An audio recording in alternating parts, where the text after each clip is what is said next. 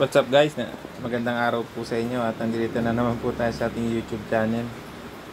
Ayan o. For today's video nga pala guys, share ko sa inyo yung nabili kong bagong inverter. Para to dun sa solar na gagamitin ko, dun sa battery natin na LiPo 4. Kaya ito, medyo maganda ang magandang pagkakalagay ng ating ano nga pala guys ang ano nito, eFever brand. So 1000 watts lang siya. So para malaman natin, tapos pure sine wave na rin siya.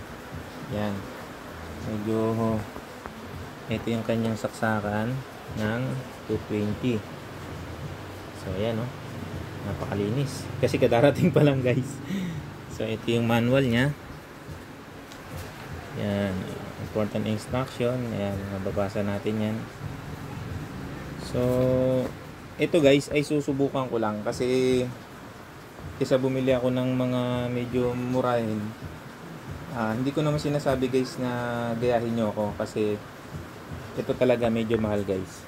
Pero yung mga nagbabudget meal, marami namang mura. So medyo pinagandaan ko lang kasi talaga to, pinag-ipunan ko. Unang-una kasi yung gaya nung aking nabiling solar charge controller, eFever din yun. So pinaris ko lang siya dito para medyo maganda kasi yung performance guys nung solar charge controller ng eFever. Kaya ito ngayon ko pa lang ito susubukan. So papakita ko sa inyo. Yan yung aking anak. Hello baby Amari. Yan.